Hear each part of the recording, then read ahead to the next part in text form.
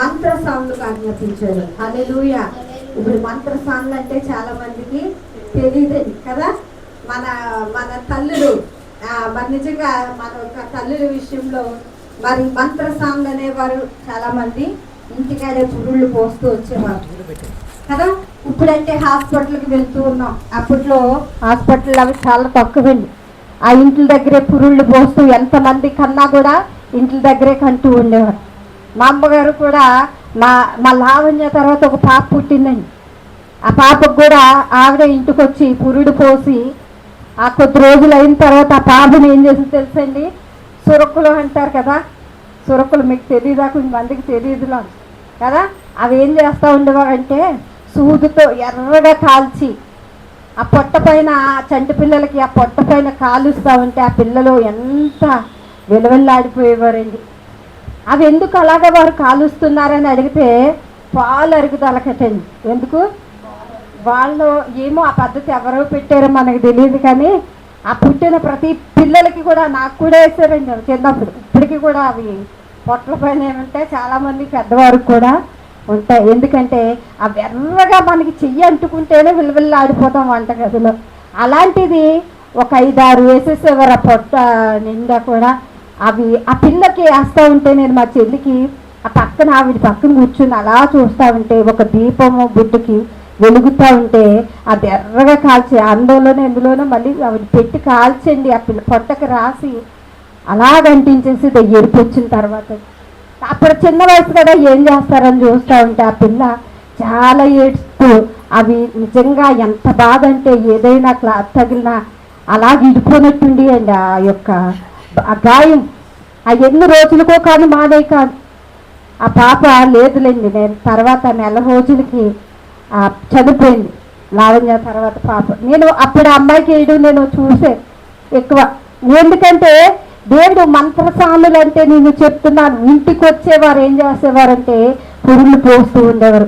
వారికి ఆజ్ఞాపించాడట దేవుడు ఏమనంటే మీరు పుట్టిన ప్రతి బిడ్డని కూడా చంపేయండి. ఎందుకు చంపేయమన్నాడు అంటే రాజు ఈ పుట్టిన మగపిల్లలందరూ కూడా వారు బలవంతులైపోతారు. హల్లెలూయా. మన రాజ్యంలో మన మీదకే వీరందరూ కూడా ఏం చేస్తారు, తిరుగుబాటుకు వస్తారు. కనుక మీరు ఆ పిల్లల్ని, ఇశ్రాయేలు పిల్లల్ని అందరినీ కూడా మీరు బ్రతకనివ్వద్దని ఆ యొక్క మంత్రసానులకు ఆజ్ఞాపించాడట. ఆ మంత్రసానులంట ఏం చేశారంటే పసిపిల్లల్ని బ్రతకనిచ్చారట. అయ్యో ఈ బిడ్డను మనము చంపొద్దు, ఎందుకంటే దేవుడు మనల్ని చూస్తున్నాడు, మనం చంపితే మనకి కీడే వస్తుంది, మనకి పాపమే తగులుతుందని ఆ బిడ్డలు ఏం చేశారంటే రాజు ఆజ్ఞ ఇచ్చినప్పటికినంట అతని మాట వినకుండా ఎవరికి భయపడ్డారు అంటే దేవునికి భయపడ్డారటండి. హల్లెలూయా. దేవుడు వారిని చూసి ఏం చేశాడంటే ఆ మంత్రసానుల కంటే మేలు చేశాడటండి. హల్లెలూయా. ఆ వాక్యంలో మీరు చదవండి, ఏం చేశాడండి దేవుడు మంత్రసానులకు మేలు పొందారట. దేవునికి స్తోత్రం. ఈరోజు నిజమే, ఏది విత్తుతామో అదే తిరిగి ఆ పంట కోస్తాం. హల్లెలూయా. మంచి విత్తితే మీ జీవితాల్లో ఏం చేస్తుందండి, ఆ మంచి మీ కుటుంబాలకు తిరిగి వస్తుంది. చెడు విత్తితే చెడే మనం కోస్తాం. హల్లెలూయా. దేవుని వాక్యం సెలవిస్తుంది ఆ మంత్రసానులట అనేక బిడ్డల్ని చంపకుండా వారు వదిలిపెట్టేశారటండి. హల్లెలూయా. రాజు అడుగుతా ఉన్నాడట మీరు ఎందుకు చంపలేదు వారిని, నేను చెప్పాను కదా మీకంటే వారు అంటూ ఉన్నారు ఇగో ఆ స్త్రీలు చాలా చురుకైన వారు, మేము వెళ్ళకుండానే బిడ్డల్ని కన్నేస్తూ ఉన్నారు. హల్లెలూయా. ఈరోజు నిజమే, దేవుడట ఆయన యందు భయభక్తులు గల వారికి ఈరోజు అంశం ఏంటంటే ఆయన యందు భయభక్తులు కలిగి ఉన్న వారిని దేవుడు ఏం చేస్తాడట, మేలు చేస్తాడటండి. హల్లెలూయా. చూడండి ఆ రెండోది కూడా మీరు చూసినట్లయితే నిజంగా ఫిలిప్పీయులకు రాసిన పత్రికలో 2వ అధ్యాయం 12వ వచనంలో అక్కడ చక్కటి మాట అంటూ ఉన్నారు. చూడండి, మీరెల్లప్పుడూ విధేయులైన నా ఎదుట ఉన్నప్పుడు కాక మాత్రమే కాక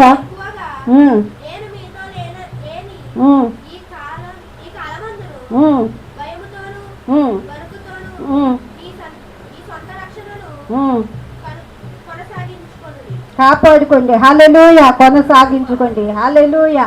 ఏంటండి మరి నిజమే, దేవుని కంటే భయపడి ఏం చేస్తూ ఉండాలంటే మనం రక్షణని కూడా కాపాడుకోవాలి. హల్లెలూయా. ఈరోజు నిజమే ఎంతమంది భయపడుతున్నామండి, దేవునికి మందిరానికి వచ్చినప్పుడే చాలా మంది ఏం చేస్తారండి, భయపడతారు. లోకంలోనికి వెళ్ళాక చాలా మంది ఏం చేస్తారంటే విచ్చలవిడిగా తాగుతారు. లోకంలోనికి వెళ్ళాక ఇష్టానుసారమైన కార్యాలు వారు చేస్తారు. కానీ దేవుడికట మనం ఏ స్థలంలో ఉన్నప్పుడు కూడా ఏం చేయాలంటే దేవునికి భయపడాలట. హల్లెలూయా. మన మాటలోని మన ప్రవర్తనలోని ప్రతిదీ కూడా ఎవరు చూస్తున్నారండి, దేవుడు చూస్తున్నాడు. బయటికి వెళ్తాం, నలుగురు కోసం మాట్లాడుకుంటూ ఉంటాం. అవి ఇతరుల కొరకు కూడా మనం ఏం చేస్తామంటే చెడ్డగా మాట్లాడుకుంటూ ఉన్నాం. హల్లెలూయా. అది కూడా దేవుడు వింటూ ఉన్నాడట. ఎందుకంటే మనం భయముతోనూ వణుకుతూనూ ఉండాలంటే, ఎందుకంటే మన దేవుడు వింటూ ఉన్నాడు కనుక. హల్లెలూయా. ఈరోజు ఎంతమంది మనం భయపడుతున్నామండి. దేవుని సన్నిధికి ఎంత ఆసక్తిగా మనం వస్తే దేవుడు అంత ఆసక్తితో మేలులు చేస్తాడు. హల్లెలూయా. దేవుని సన్నిధి అంటే ఆసక్తిగా రాకూడదంటే ఆసక్తితో రావాలి. చాలా మందికి ఆసక్తి చల్లారిపోతూ ఉంది. దేవుని ఆరాధన సమయాన్ని కూడా ఏం చేసుకుంటూ ఉన్నారంటే లోక క్రియలకు గడిపేస్తూ ఉన్నారు. హల్లెలూయా. లోకంలో గడపడానికి దేవుడు నిన్ను పిలుచుకోలేదు. లోకంలోంచి నిన్ను ఎన్నుకున్నాడు. లోకంలోంచి రక్షణ ఇచ్చి నిన్ను ఏం చేశాడండి, ఆయన పరిశుద్ధమైన సంఘంలోనికి తీసుకుని వచ్చాడు. లోకస్తుల్లాగా నువ్వు జీవించడానికి ఇష్టం లేదు. మన శుక్రవారం దేవుని వాక్యం ఉన్నాం. మనమంతా ఎవరు సంబంధులు అంటే చీకటి సంబంధులం కాదు, వెలుగు సంబంధులమే ఉన్నా అంటండి. హల్లెలూయా. ప్రభు అయిన క్రీస్తు మీకు ఏమై ఉన్నాడంటే ఆయన వెలుగుగా ఉన్నాడంట. ఆయన వెలుగులో మనము కూడా ప్రకాశించాలని దేవుడు ఏం చేస్తా ఉన్నాడండి, కోరుకుంటూ ఉన్నాడట. అందుకే మీరు ఆయన ఎదుటంటే ఎలా ఉండాలంటే వణుకు భయము కలిగి ఉండాలట. హల్లెలూయా. మూడోదిగా చూడండి, అక్కడ హెబ్రీయులకు రాసిన పత్రిక 4వ అధ్యాయంలో 1వ వచనంలో మీరు చదివినట్లయితే అక్కడ కూడా హెబ్రీయులకు రాసిన పత్రిక 4వ అధ్యాయము 1వ వచనం మీరు చదవండి. ఆయన విశ్రాంతిలోనికి వాగ్దానం ఇంకా నిలిచి ఉండగా మీలో ఎవడైనను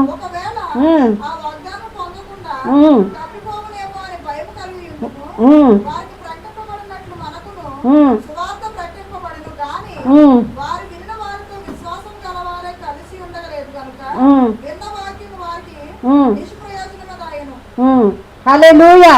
చూడండి, ఎన్న వాక్యం అంటే వారికి నిష్ప్రయోజకం. ఈరోజు నిజమే దేవుడు వాగ్దానం చేశాడు నీకు ఏమనంటే నమ్మదగిన దేవుడు. హల్లెలూయా. ఆయన పరిశుద్ధ సంఘంలోనికి నిన్ను తీసుకుని వచ్చాడు. ఆయన గొప్ప రక్షణకి ఏం చేశాడండి, ఆయన విలువైన రక్షణ మనకి అనుగ్రహించాడు. హల్లెలూయా. ఈరోజు నిజమే ఎంతో గొప్ప గొప్ప వారే నశించిపోయారు. దేవుని కృపను బట్టి మనమంట ఎందుకు పనికిరాని వంటి వారం, కానీ దేవుడు కేవలం ఆయన కృపనిచ్చి మనల్ని ఏం చేస్తా ఉన్నాడంటే బ్రతికిస్తూ ఉన్నాడట. హల్లెలూయా. మనందరికీ తెలుసు దేవుని కార్యాలు చేస్తేనే మనం అప్పటికప్పుడు ఏం చేస్తామండి, కృతజ్ఞత కూడికలు పెట్టుకుంటాం, దేవుని మహిమపరుస్తాం, మంచి సాక్ష్యం చెప్తాం, దేవుడు నా పట్ల ఇది చేశాడని. కానీ శోధన వచ్చినప్పుడు ఒక్కొక్కసారి ఏం చేస్తాం తెలుసండి, నా బ్రతుకులో ఏం మేలు అనుభవించామండి, నా బ్రతుకులు 2 సంవత్సరాలు అయింది, ఏది కూడా నేను పొందుకోలేకపోయాను, ఎందుకు వచ్చింది దేవుళ్ళండి అని ఒక్కొక్కసారి మనం ఏం చేస్తామంటే నిరాశ చెందుతూ ఉంటాం. హల్లెలూయా. నీలో నిరాశ రానివ్వద్దండి. ఎందుకంటే అపవాది నిరాశను తీసుకుని వచ్చండి మనల్ని ఏం చేస్తుందంటే కృంగ తీసేస్తుందట. దేవునికి స్తోత్రం. విలియం కేరీ అనే భక్తుడు మనందరికీ కూడా తెలుసండి. అతను ఎంత గొప్పవాడంటే ఇంగ్లాండ్ దేశం నుంచి మన భారతదేశానికి ఆయన వచ్చి ఆయన ఒక మ్యాప్ పెట్టుకుని ప్రార్థన చేసేవాడట.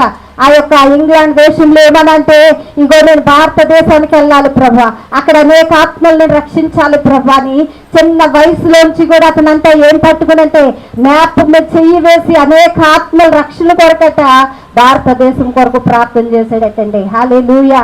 అతను భారతదేశం వచ్చారు, కలకత్తా ఆ ప్రాంతాల్లో ఆయన పరిచర్య మొదలు పెట్టిన తర్వాత తనకు ఒక్కడైన కుమారుడు ఏమైపోయాడండి, ఆ బిడ్డ చనిపోయాడు. జ్వరం వచ్చి ఆ జ్వరంలో ఆ విషపు జ్వరాలు వచ్చి ఆ బిడ్డ ఏమైపోయాడు, చనిపోయాడు. తన భార్య పిచ్చిదైపోయింది.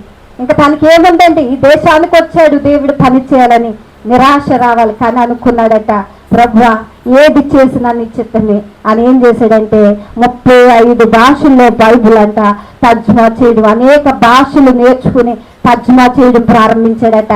బైబిల్ అనేక ప్రజలు చదవాలని ఆ తర్జుమా చేసి 7 సంవత్సరాలు కష్టపడితే 7 సంవత్సరాల్లో ఆ ప్రింటింగ్ మిషన్లు అవి అంటుకుపోయి అవన్నీ కూడా బూడిద పాలైపోయినాయి అంటండి.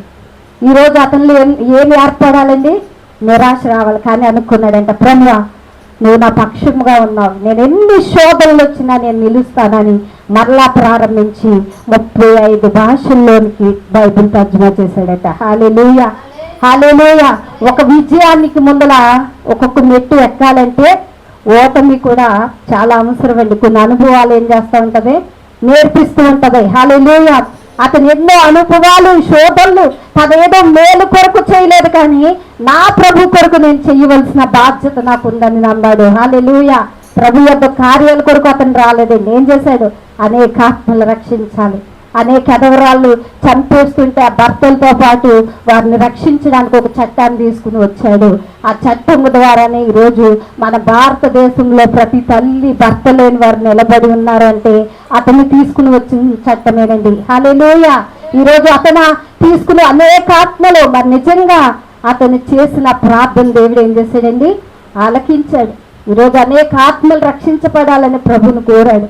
తన కుటుంబంలో ఎన్ని వచ్చినప్పటికీ ప్రభు పక్షముగా, దేవుడి పక్షముగా అతను నిలవబడి నా దేవుడు నాతో ఉన్నాడని విశ్వాసంతో వెళ్ళినప్పుడు ఈరోజు అనేక మందికి ఆశీర్వాదకరంగా ఆయన మార్చబడ్డాడు తన జీవితాన్ని. హల్లెలూయా. ఈరోజు మనం ఏమై ఉన్నామంటే ఈరోజు భయము కలిగి మనం ప్రభు సన్నిధికి రావాలి. హల్లెలూయా. భయము లేకపోతే దేవుని కార్యాలు మనం చూడలేం. భయము లేకపోతే మన జీవితాల్లో ప్రార్థన చేయలేము. హల్లెలూయా. ఈరోజు అంత గొప్ప వ్యక్తి ఏం చేశాడంటే శ్రమలకు భయపడలేదు, కానీ ఆ శ్రమలను దాటుకుంటూ విజయాన్ని చూడగలిగాడు. దేవునికి స్తోత్రం. ఈరోజు మన కుటుంబాల్లో వస్తున్న శ్రమలకు మనం ఏమైపోకూడదండి, భయపడకూడదు. విజయం వైపు చూడాలి, నిరీక్షణతో ఎదురు చూడాలి.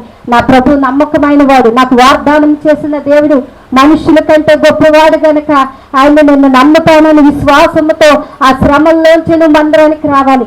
ఆ శ్రమలతోనే నువ్వు ఆ వ్యాధితోనే మందిరానికి రావాలి. ప్రభు నాకు ఈ వ్యాధి నుంచి విడిపించు, నాకు ఈ సమస్య నుంచి నన్ను దాటించు, నాకు మార్గము తెరవేయాలని మనం ఏం చేయాలంటే దేవుని సన్నిధిలో విజ్ఞాపన చేయాలి. హల్లెలూయా. ప్రార్థన అంటే ఆ పరిస్థితుల్ని మార్చేదై ఉన్నదట. ఈరోజు చూడండి, ఈత వచ్చిన వారే ఆ సముద్రంలో పడినప్పుడు ఆ ఈత వచ్చిన వారు మాత్రమే ఏమవుతారండి, రక్షించబడతారు. ఈత లేని వారు మునిగిపోతారు. అందులో సమస్యల్ని కుటుంబంలో ఉంటే ప్రార్థన అనేది నువ్వు చేసినప్పుడే ప్రతి సమస్యని నువ్వు దాటుకుంటా, నువ్వు వీదుకుంటా రాగలుగుతావు. హల్లెలూయా. ప్రార్థన ద్వారా మాత్రమే నువ్వు ప్రతి సమస్యని కూడా ఏమవుతుందంటే నువ్వు జయించి ముందలకు రాగలుగుతావు. ఎందుకంటే ఈరోజు ప్రార్థన మన జీవితాల్లో చాలా అవసరమైనది. దేవుడు ప్రార్థన ద్వారానే ప్రతి వ్యక్తితో ఆయన మాట్లాడడానికి ఇష్టపడుతూ ఉన్నాడు కనుక ప్రార్థన మనం ఎప్పుడు కూడా నిర్లక్ష్యం చేసేవారుగా మన జీవితాల్లో ఉండకూడదు. చూడండి, మొదటి పేతురు రాసిన పత్రిక 2వ అధ్యాయంలో 17వ వచనాన్ని కూడా మీరు చదవండి. అక్కడ కూడా మంచి మాట అక్కడ రాయబడి ఉంది. మొదటి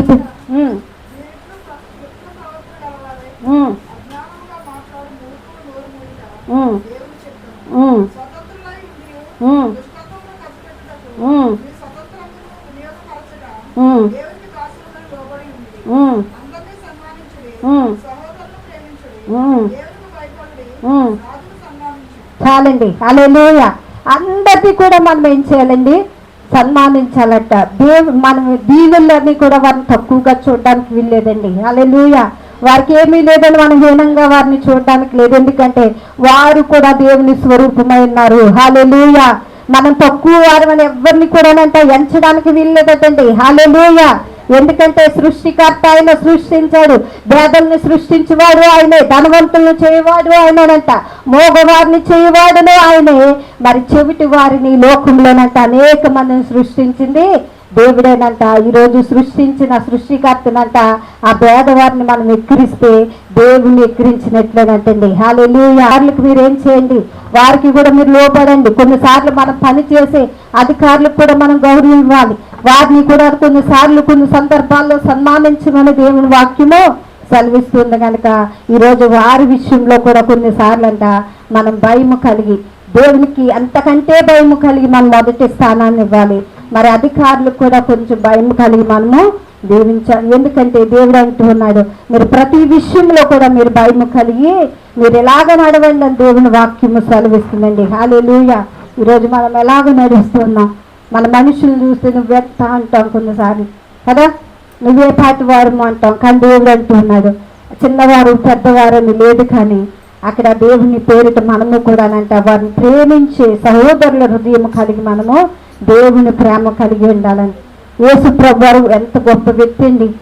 ఒక కుష్టి రోగం వస్తే అతని మీద ఆ చీము రక్తము కారుతున్న వ్యక్తుల్ని మనుషులు అసహించుకుని వదిలేశారు, కానీ ప్రభు మాత్రము వదలలేదు. ఆయన హస్తాలతో పట్టుకున్నప్పుడు ఆ వ్యాధుల నుంచి వారు విడుదల పొందారు. ఈరోజు యేసు ప్రభువు అంతటి గొప్ప వ్యక్తే, ప్రభువే అంత హీనమైన వారిని ఏం చేశాడండి, దగ్గరికి హత్తుకుని చేర్చుకున్నాడు. ఈరోజు మనం ఏ పాటి వారమని వేదాలను మనము కూడా ఏం చేయాలట, వారిని ప్రేమించాలి, వారిని కూడా అసహించుకునేవారుగా మనము ఉండకూడదని దేవుని వాక్యము సెలవిస్తుంది.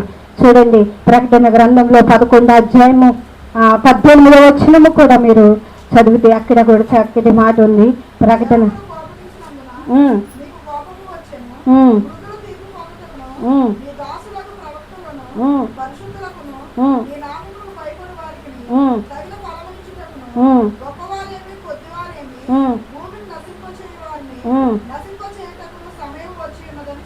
చాలండి. దేవునికి భయపడే వారికంటే ఆయన ఏమివ్వబోతున్నాడండి, గొప్ప ఫలాన్ని ఇవ్వబోతూ ఉన్నాడట. హల్లెలూయా. ఏ ఫలము? దేవుడు గొప్ప ఆశీర్వాదకరమైన ఫలము. హల్లెలూయా. ఆ ఫలము చేత నిన్నంట దేవుడు ఏం చేస్తా ఉన్నాడు, ఆయనకు భయపడడం వల్లంట ఆ గొప్ప ఆశీర్వాదం మనం కలిగి ఉంటామటండి. హల్లెలూయా. ఈరోజు నిజమే, ఉదయం నుంచి సాయంత్రం వరకు కష్టపడతాం. మన కష్టానికి జీతం రావాలని మనం ఏం చేస్తామండి, ప్రతి ఒక్కరు కూడా ఎదురు చూస్తారు. అయ్యా నేను ఈరోజు కష్టపడ్డాను, ఆ కష్టార్జితాన్ని నేను అనుభవించాలని ప్రతి వ్యక్తి కోరుకుంటాడు. దేవుడు కూడా అదే అంటున్నాడు, ఇగో మీరు ఎవరైతే నా యందు భయభక్తులు కలిగి మరి విధేయులై ఉంటారో మీరందరికి కూడా నేను తగిన సమయమందు మీకు ఫలాన్ని నేను ఇవ్వబోతున్నాను. ఆ ఫలము మనుషులు ఇచ్చే ఫలము కాదు, శ్రేష్టమైన ఫలాన్ని దేవుడు నీకు మంచి బహుమానముగా ఆయన దయచేయబోతున్నాడు. హల్లెలూయా. అది అందరికంటే ఆయన సన్నిధిలో గడిపిన వారికి మాత్రమే. హల్లెలూయా. ఈరోజు నిజమే, ఆయన సన్నిధిలోనంట దీర్ఘాయు ఉన్నది, ఆయన సన్నిధిలో విశ్రాంతి ఉన్నది, ఆయన సన్నిధిలో సమాధానం ఉన్నది. ఈరోజు దేని కొరకు మనం వస్తూ ఉన్నామంటే ఆయన యందు భయభక్తులు కలిగి మనం ఉండాలి. హల్లెలూయా. యోబు ఒక మాట అంటాడు, ఏమనంటే మేలు చేస్తేనే దేవుడా, కీడు చేసినా కూడా నాకు దేవుడే. తన భార్యకు చెప్తాడు, మేలు చేస్తేనే ఆ దేవుడిని అనుభవిస్తామా, కీడు చేసినప్పుడు కూడా దేవుడే ఆయన. ఈరోజు మనలో అలాంటి తీర్మానం రావాలండి. ఎంతటి శ్రమని జీవితంలో ఎదుర్కొన్నా ఆయన చేయగలడు నా పక్షంగా ఒకరోజు ఆ దాచబడిన ఆశీర్వాదంలో నేను వెళ్తానని ఏం చేయాలంటే విశ్వాసంతో ఎదురు చూడాలి. దేవునికి స్తోత్రం. ఈరోజు నిజమే, చాలా మందిలో ప్రేమ చల్లారిపోతూ ఉందండి.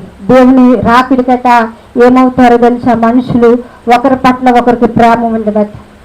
తల్లిదండ్రులు అంటే బిడ్డలకు ప్రేమ ఉండదు.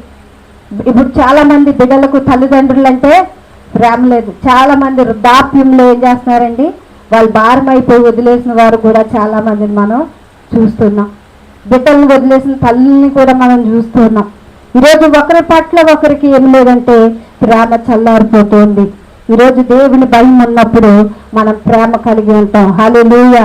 దేవుని భయం ఉన్నప్పుడు ఈ లోకంలో తప్పు చేయడానికి మనం ఏం చేయమండి, ఇష్టపడం, భయపడతాం. తప్పు చెయ్యాలి అంటే నీకు భయం వస్తుంది, ఎందుకంటే నా దేవుడు ఇది చూస్తున్నాడు, నా దేవుడు ప్రతిదీ గ్రహిస్తున్నాడు కనుక నేను తప్పు చేయకూడదనే భయం నీలో ఉంటుంది. ఎప్పుడో తెలుసా, దేవునికి మనం భయపడినప్పుడు. హల్లెలూయా.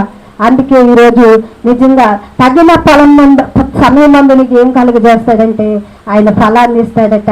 ప్రసంగిలో కూడా 8వ అధ్యాయంలో 12వ వచనము కూడా మీరు చదివితే చూడండి. ప్రసంగి గ్రంథము 8వ అధ్యాయము 12వ వచనం.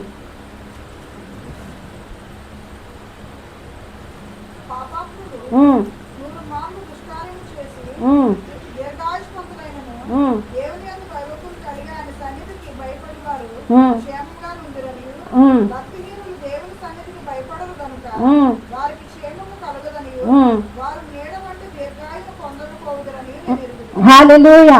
ఏముందండి, మీరు దేవునికి భయపడితేనంట మీకు క్షేమం ఉన్నదట. హల్లెలూయా. నీకు భద్రత ఉన్నదటండి, నీకు దీర్ఘాయుష్మంతులుగానంట మీరు మిమ్మల్ని దేవుడు ఏం చేస్తాడు, మీ ఆయుష్ పొడిగిస్తాడట. హల్లెలూయా. ఎవరికో తెలుసండి, భక్తిహీనులకు ఇట్టి యోగ్యత లేదట. దేవునికి స్తోత్రం. ఈరోజు నిజమే, దేవుని సన్నిధిలో ఆ గొప్ప శ్రేష్టమైన ఆయుష్ ఈరోజు మనం మన బిడ్డలకు కావాలని కోరుకుంటాం. ప్రభు ఆయుష్ని మన పిల్లల్ని మనం ప్రార్థిస్తాం. ఎందుకంటే ఆయన సన్నిధి అంటూ ఉన్నాడు, ఇగో దీర్ఘాయుష్మంతులుగా మిమ్మల్ని నేను ఏం చేస్తానో ఉంచేదను. దేవునికి స్తోత్రం. ఈరోజు దీర్ఘాయువు మనకు కావాలి, మన బిడ్డలకు కావాలి. దేవునిలో వృద్ధాప్యం మందు ఆనాడు దేవునికి భయపడిన వారు అందరూ కూడా ఎప్పుడు పాత పెట్టారు తెలుసండి? వృద్ధాప్యం వచ్చినప్పుడు మాత్రమే. హల్లెలూయా. ఈరోజు అబ్రహాంని కూడా దేవుడు అంటాడు, ఇగో నీకు ఒక్కడైన కుమారుని నువ్వు తీసుకొచ్చి నాకు బలి ఇవ్వంటే తన భార్యకు కూడా చెప్పకుండా ఆ బిడ్డను తీసుకుని వెళ్ళిపోయి దేవుని కొరకు చక్కటి కట్టెల్ని పేర్చి తన కుమారుని కాళ్ళు చేతులు కట్టేసి, ఇదిగో ప్రభు ఈ బిడ్డను నువ్వు బలి తీసుకోనంట ఆ కత్తి పీకు దగ్గర పెట్టినప్పుడు అతను కొయ్యిపోతూ ఉంటేనంట దేవుడు పిలుస్తా ఉన్నాడంట, అబ్రహామా అబ్రహామా ఆగు, నీకు ఒక్కడైన కుమారుడు నువ్వు వెనతిరగక నాకు ఇవ్వడానికి నువ్వు ఇష్టపడ్డావు, నువ్వు మనుషులకు భయపడిన వాడు కాదు. హల్లెలూయా. ఎవరికి భయపడలేదండి? మనుషులకు నువ్వు భయపడలేదు, నాకు భయపడ్డావు. నువ్వు ఒక్కడైన కుమారుడు నాకు ఇచ్చేసావు గనక ఇక్కడ నుండి నీ సంతానాన్ని నేను ఏం చేయబోతున్నా అంటే ఆశీర్వదించబోతున్నాను. హల్లెలూయా. ఇక నుండి ఇంకనూ నేను అనేక మందికి దీవెనకరంగా ఉండబోతున్నాను. మనుషులు లెక్క చేయలేదయ్యా నన్ను ప్రేమించినట్లుగా. నిజమే, సవాలుగా అబ్రహాము తీసుకున్నాడు. నీకంటే ఈ లోకంలో నాకు పెద్ద గొప్పదేమీ లేదయ్యా. ఎంత సవాలంటే అది ఎవ్వరూ సరిపోయింది. అంత త్యాగము, అంత దేవుడంటే అంత ప్రేమ కలిగిన వ్యక్తి అంతగా ప్రేమించాడు కనుక అబ్రహాముని అతను గొప్ప వ్యక్తిగా ఆశీర్వదించబడ్డాడు. హల్లెలూయా. ఈరోజు చాలా మంది భక్తులు ఏం చేశారు తెలుసా? వారి కార్యాల కొరకు చూడలేదు, వారు త్యాగం చేయడానికి దేవుని కొరకు వారు ఇష్టపడ్డారు. ఆ త్యాగానికి ప్రతిగానే వారి మేలులు ఈ కుటుంబాల్లో వారు పొందుకోగలిగారు. హల్లెలూయా. ఈరోజు మన బిడ్డలకి ఏదైనా చిన్నది వస్తే మనం విలువెల్లాడిపోతూ ఉంటాం, కానీ తన బిడ్డల్ని కూడా వెనకాడకుండా దేవునికి సమర్పించడానికి సిద్ధపడ్డాడు అబ్రహాము. హల్లెలూయా. అంతటి త్యాగము కలిగిన వ్యక్తులు ఈరోజు నిజంగా అంతగా బహుగా ఆశీర్వదించబడ్డానికి కారణము వారి జీవితాల్లో కూడా చాలా శోధనలు ఎదుర్కొని దేవునితో మాట్లాడే అనుభవాల్లోనికి వారు వెళ్ళారు. హల్లెలూయా. చూడండి, లోకా సువార్త 1వ అధ్యాయంలో 50వ వచనంలో కూడా అక్కడ చక్కటి మాట అక్కడ రాయబడి ఉంది, చదవండి. ఆయన భయపడు వారి మీద ఆయన కనికరము తరతరములు ఉండును.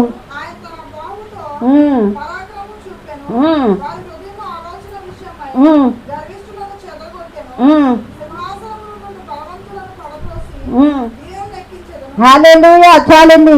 మరి దేవుని కనికరం అంటే ఎవరిపై ఉంటుందండి? ఆయన యందు భయభక్తులు గలవారు కంట తరతరాల్ని కూడా దేవుడు ఏం చేస్తున్నాడు? ఆశీర్వదిస్తున్నాడు. నీ బిడ్డలు ఆశీర్వదించబడుతున్నారు, వారి బిడ్డలు ఆశీర్వదించబడుతున్నారు. తరతరాలకి కూడానంట ఆ ఆశీర్వాదం వెళ్తూ ఉందంటండి. హల్లెలూయా. నువ్వు ఒక్కరి వైపు పొందడం కాదండి, నీ బిడ్డలు కూడా ఆ ఆశీర్వాదాన్ని మరి పొందుకుంటారట. దేవుడు అంటూ ఉన్నాడు. ఈరోజు మనం అనుకుంటాం మనం చేసిన భక్తి ఏమైపోయింది, మనం చేసిన ప్రార్థన ఏమైపోయిందని. కానీ నువ్వు చేసిన ప్రార్థన దేవుడు నీ యొక్క బిడ్డల పరిస్థితులు మార్చబడతాయి. హల్లెలూయా. నువ్వు చేసే ప్రార్థన ప్రతీది కూడా దేవుడు ఆయన సన్నిధికి ధూపం వల్లది చేరుతూ ఉంది కనుక తరతరాలు నీ బిడ్డలు అనుభవించే రీతిగా దేవుడిని దేవుడు హెచ్చించడానికి ఇష్టపడుతూ ఉన్నాడు. ఈరోజు నిజంగా మన బిడ్డలు మనం దేవుని సన్నిధి కొంత సమయం ఇవ్వడానికి చాలా మంది లోకంలోకి వారు పనులు పెట్టుకుంటూ ఉన్నారు. మనకి దేవుని ఆజ్ఞలను అనుసరించాలి. హల్లెలూయా. 6 దినాలు నువ్వు ఏది నీకు ఇష్టమైనట్లుగా నీ పని నువ్వు చేసుకో. 7వ దినము దేవుని సన్నిధికి మనము ఆయన సమయాన్ని ఇవ్వాలి. దేవుని ఆజ్ఞల్లో ఏ ఒక్కటి కూడా తప్పుకుపోయినప్పటికీ దేవుడి ఊరుకోడండి. హల్లెలూయా. దేవుని దృష్టిలో మనము చిన్నవే కదా అని మనం అనుకుంటాం, కానీ దేవుడు ప్రతీది కూడా ఆయనంట లెక్క చూస్తూ ఉన్నాడట. దేవునికి స్తోత్రం. చూడండి, 2 కొరింథీయులకు రాసిన పత్రిక 7వ అధ్యాయము 1వ వచనాన్ని మీరు చదవండి. 2 కొరింథీయులకు రాసిన పత్రిక 7వ అధ్యాయము.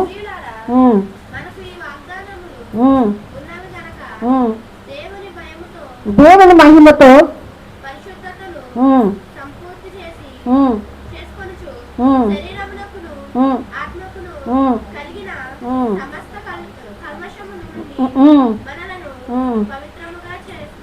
హల్లెలూయా. శరీరమునకు ఆత్మకు మధ్యన కలిగిన ప్రతి అపవిత్రతను తీసి ఆత్మ సంబంధంగానంట దేవునికి మనం సరి చేసుకోవాలట. హల్లెలూయా. ఈరోజు నిజమే, శరీరము నీకు ఒకటి చెప్తుంది, ఈ లోకానుసారమైన శరీరం చెప్తుంది, ఆత్మ సంబంధమైనది ఎప్పుడు కూడా దేవుని కొరకు చెప్తూ ఉంటుంది. హల్లెలూయా. ఈ రెండిట్లో మధ్యన మనం ఆత్మ సంబంధం చెప్పిందే మనం వినాలండి. ఆత్మ చెప్పుచున్న మాట చెవి గలవాడు వినుగాక. హల్లెలూయా. ఆత్మ చెప్పుచున్న మాట వినాలి. మన శరీరాన్ని కూడా నలగొట్టుకోవాలి, ప్రార్థన ద్వారా నలగొట్టాలి. మనం ప్రతిదీ సుఖపడడానికి మనం చూస్తూ ఉంటాం, కానీ మన శరీరానికి కూడా మనం లోపరుచుకోవాలటండి. హల్లెలూయా. కొన్నిసార్లు మన శరీరంపై అనేక బలహీనతలు కొన్నిసార్లు వచ్చినప్పటికీ మనం బాధపడకూడదు, కానీ దాన్ని విడిపించేవాడు నాతో ఉన్నాడు. హల్లెలూయా. అది తప్పించేవాడు మనతో ఉన్నాడు కనుక మనము ఆయన సన్నిధిలో మనం ప్రార్థించేవారుగా ఉండాలని దేవుని వాక్యం సెలవిస్తుంది. హల్లెలూయా. ఈరోజు దేవునికి భయపడడం వల్ల నీ తరతరాలు దేవుడు ఆశీర్వదిస్తాడు. నువ్వు దేవునికి భయపడడం వల్ల నీ శరీరాన్ని నువ్వు భద్రపరుచుకుంటావు. హల్లెలూయా. నీ ఆత్మను నువ్వు సురక్షితంగా ఏం చేస్తావంటే అది కాపాడుకుంటావని దేవుని వాక్యము సెలవిస్తుంది. షడ్రక్, మేషక్, అబేద్నెగోలు వీరు ముగ్గురు కూడా మనకు తెలుసు. అగ్నిగుండంలో రాజు తన దేవతకు మొక్కమంటే అంటారు, ఇగో మేము చనిపోవడానికైనా మేము సిద్ధమే, కానీ నీ దేవతకి ఏమాత్రం కూడా మేము మొక్కం. ఎందుకంటే మా దేవునికి భయపడ్డారండి వారు. మా దేవుడు గొప్పవాడు, చనిపోయినా పర్లేదు, మమ్మల్ని రక్షించకపోయినా మాకు పర్లేదు, ఎందుకంటే మా దేవుని దగ్గర మేము ఉంటామని ఆ రాజుకి చెప్పగానే రాజుకు చాలా కోపం వచ్చిందండి. మీరు ఇంత మాట అంటారని 7 ఇంతల అగ్ని తయారు చేసి అగ్ని భయపడలేకపోయిందండి. హల్లెలూయా. అగ్ని కంటే శ్రేష్టమైన దేవుడు మాకున్నాడని అగ్ని గుండంలోనికైనా వారు దూకేయడానికి ఇష్టపడ్డారు, కానీ వారు నమ్మిన దేవుని మాత్రం కూడా వారు వదిలిపెట్టలేదు. దేవుడు అగ్నిలోనికి వచ్చేసాడట వారి మధ్యకి. హల్లెలూయా. 4వ వ్యక్తిగా రాజు కనబడుతూ ఉన్నాడు. మన ముగ్గురు వేసాం కదా, 4వ వ్యక్తి దేవతల వంటి రూపము కలిగి అందులో 4వ వ్యక్తి కూడా నాకు కనబడుతూ ఉన్నాడని రాజు చెప్పినప్పుడు అక్కడున్న మంత్రులు అంటూ ఉన్నారంటే, అవునయ్యా నాకు కనిపిస్తూ ఉన్నారు. ఆ పైకి వచ్చిన తర్వాత ఆ రాజు సాక్ష్యం పలుకుతున్నాడు, అయ్యా మీరు నమ్మిన దేవుడు చాలా గొప్పవాడు. హల్లెలూయా. అక్కడున్న ప్రజలకు చెప్తా ఉన్నాడు, ఇగో ఇక నుండి వీరు దేవుడే మీ దేవుడు. హల్లెలూయా. వీరు దేవుణ్ణి తప్ప వేరొక దేవుణ్ణి మీరు ఆరాధిస్తే నేను మీ ఇల్లులన్నీ కూడా పెంట గుప్పలుగా నేను మారుస్తాను. ఈయనే గొప్పవాడు కనుక ఇక నుండి ఇక్కడున్న ప్రజలందరూ కూడా ఈ సజీవమైన దేవుని మీరు ఆరాధించాలని రాజు సాక్ష్యం పలుకుతా ఉన్నాడట. హల్లెలూయా. చూసారా, ఈరోజు వారి త్యాగము ఎక్కడికి నడిపించిందంటే అనేక మందిని ప్రభువులోనికి నడిపించింది. హల్లెలూయా. వారి సాక్ష్యము, వారి ప్రాణాలు పోతున్నప్పుడు కూడా వారు చనిపోవడానికి సిద్ధపడ్డారు. వారు భయపడలేదు దేవునికి తప్ప మనుషులకి ఏమాత్రం కూడా, రాజులకి కూడా వారు భయపడలేదండి. హల్లెలూయా. కానీ దేవుడి తన చెయ్యిని విడిచిపెట్టలేదు. తనకి శ్రమలో ఆ శ్రమలోనికే దిగి వచ్చేసాడు దేవుడు. హల్లెలూయా. మనం అనుకుంటాం తనకి ఇష్టమైన వారి యొద్దకు ఆయన ఖచ్చితంగా వస్తాడు. హల్లెలూయా. మనం ఇష్టంగా దేవుడిని ఎంతనూ ప్రేమించినప్పటికీ దేవుడు శ్రమలో ఆనందించే దేవుడు కాదు, కానీ ఆ శ్రమల నుంచి దాటించడానికి ఆయన ఇష్టపడుతూ ఉన్నాడు. హల్లెలూయా. ఈరోజు శ్రమని ఆ యొక్క శోధనలు అనేవి ప్రతివిని చుట్టుముట్టు వేయచ్చు, కానీ ఆ పరిస్థితులు మార్చడానికి దేవుడు ఒక సమయం నీకు రాబోతుంది. హల్లెలూయా. నువ్వు నిరీక్షణతో ఎదురు చూడు, విశ్వాసాన్ని నువ్వు కోల్పోవద్దు. హల్లెలూయా. ఈరోజు మరి విశ్వాసంతో మనం ఎదురు చూచినప్పుడు ఆ గొప్ప ఆశీర్వాదాన్ని మనము పొందుకోగలుగుతాం. ఈరోజు నిజమే దేవుడు రాబోయే దినాల్లో మిమ్మల్ని ఆశీర్వాదకరంగా నుంచిపోతూ ఉన్నాడు కనుక మరణము వరకు కూడానంట ప్రభుకి ఎలా ఉండాలండి, నమ్మకస్తులుగా జీవించాలట. హల్లెలూయా. చాలా మంది మధ్యలోనే తొలగిపోతూ ఉంటారు, దేవుని సన్నిధికి మధ్యలోనే వెళ్ళిపోతూ ఉంటారు. నమ్మి బాప్తీసం తీసుకున్న తర్వాత తొలగిపోయిన వారు చాలా మంది ఉంటారు, కానీ నమ్మకముగా ఉండే వారికి దేవునికి కావాలి. హల్లెలూయా. ఆయనతో భయము కలిగిన ఉండే వారికి దేవునికి కావాలి. మంత్రసానులు ఏం చేశారంటే దేవునికి భయపడి ఆ యొక్క స్త్రీలు బిడ్డలను ఏం చేశారండి, బతకనిచ్చినప్పుడు దేవుడు వారి పట్ల మేలులు చేయడం ప్రారంభించాడట. హల్లెలూయా. చూసారా, ఈరోజు మనము ఏది శ్రేష్టమైనది దేవుని సన్నిధిలో చేస్తామో ఆ తిరిగి మన కుటుంబాల్లోకి తీసుకుని వస్తాడు. హల్లెలూయా. ఈరోజు నువ్వు మేలు చేయడానికి ఇష్టపడు. మనకెవరో కీడు చేశారని తిరిగి మనం కీడు చేయవసరం లేదు. హల్లెలూయా. ఎందుకంటే దేవుడు మాట్లాడుతూ ఉన్నాడు. ఈరోజు నువ్వు దేవునికి భయపడు. హల్లెలూయా. చివరికి ఒక మాట చదువుకున్నాం. ద్వితీయోపదేశ కాండము 28వ అధ్యాయము 58వ వచనం చదవండి. 28వ అధ్యాయము 58వ వచనం.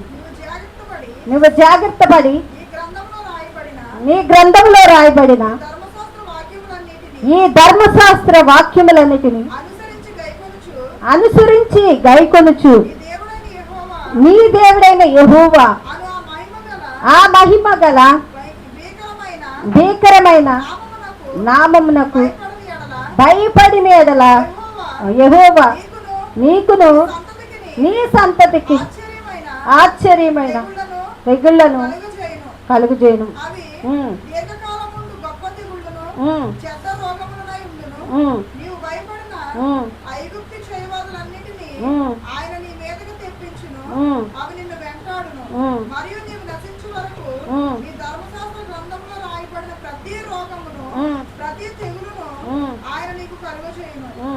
నీవు నీ దేవుడైన యెహోవా మాట వినలేదు కనుక ఆకాశ నక్షత్రము వలె విస్తారములైన మీరు లెక్కకు తక్కువైన కొద్దీ ముందే మిగిలి ఉందురు. చాలండి. హల్లెలూయా. ఎవరిని హెచ్చరిస్తున్నాడండి? దేవుని భయము లేకుండా జీవించే వారికట దేవుని గ్రంథంలో ఉన్న రోగములన్నీ కూడా వారి మీదకి నేను రప్పిస్తాను. హల్లెలూయా. ఎందుకంటే మీరు భయము లేకుండా మీరు జీవిస్తున్నారు కనుక వీటికి దేవుడు మాట్లాడుచున్నాడు. హల్లెలూయా. అందుకే ధర్మశాస్త్రంలో ఉన్నది ఏది కూడా ఒక సున్నాయినను కూడా తీయడానికి లేదటండి. హల్లెలూయా. ఆ ప్రతిదీ కూడా ఆయన యందు మనం నెరవేర్చాలి. దేవుని వాక్యానికి మనం భయపడాలి. దేవుని సజీవమైన వాక్యము ఆయన భయంకరుడైన దేవుడటండి. హల్లెలూయా. అలాంటి దేవునికి మనం భయపడేవారుగా ఈరోజు భయము వణుకు కలిగి దేవుని సన్నిధిలో మనం ఉందాం. లోకస్తుల వలె లోకాచారాలకి మనం కాకుండా దేవుని సన్నిధిలో దేవుడు అంటూ ఉన్నాడు, మీరు ప్రత్యేకమైన వారు. హల్లెలూయా. దేవుడు మిమ్మల్ని ఎన్నుకుని ఉన్నాడు కనుక మీ పక్షముగా ఆయన ఘనమైన కార్యాలు ఆయన దాచి ఉంచాడు. ఆ మేలులు పొందుకోవడానికి దేవుడు మిమ్మల్ని పిలుస్తూ ఉన్నాడు కనుక ఈరోజు ఆ మేలుల చేత ఈరోజు హెబ్రీ స్త్రీలను మన నిజంగా దేవుడు ఏం చేశాడండి? ఆ యొక్క నిజంగా మంత్రశాలల పట్ల దేవుడు చేసిన మేలును ఈరోజు దేవుడు మన పట్ల కూడా ఆయన చేయబోతూ ఉన్నాడు కనుక ఈరోజు మనము కూడా దేవుని యొక్క భయము కలిగి ఈ లోక మనుషులను చూచి వారి ఆచారాలను వారి పద్ధతులను చూసి మనం వారు చేస్తున్నారు కదా ఈరోజు మనం ఇలాగ నడుద్దామని అనుకోకూడదు. నువ్వు ప్రత్యేకమైన వ్యక్తి. దేవుడు నీకు వాగ్దానం చేశాడు. నువ్వు ధర్మశాస్త్రం నీకు ఉంది. హల్లెలూయా. వారు ఆచరిస్తున్నారంటే వారికి ఏమి లేదు అంటే ధర్మశాస్త్రం వారికి తెలియదు కనుక వారు పాటించట్లేదు. ఈరోజు దేవుడు నీకు వాక్యం ఇచ్చాడు. నువ్వు వాక్యం ఏది చెబితే అదే చేయాలి. దేవుడు ఏది ఖండిస్తే అది వద్దు అంటే అది నువ్వేం చేయకూడదు, అది మానివేసినప్పుడే మనం దీవించగలుగుతాం. హల్లెలూయా. ఈరోజు నిజమే అన్యాచారాలను విడిచిపెడదాం. దేవుని ధర్మశాస్త్రాన్ని పట్టుకుని దేవుని వాక్యానుసారంగా మనం జీవిద్దాం. గొప్ప మేలుల చేత మిమ్మల్ని ఆశీర్వదించునుగాక. ఆమేన్. అందరూ తల్ల వంచుదామండి. మహాపరిశుద్ధుడు మహోన్నతుడైన తండ్రి, ఆశ్చర్యకరుడా, అవును ప్రభువా,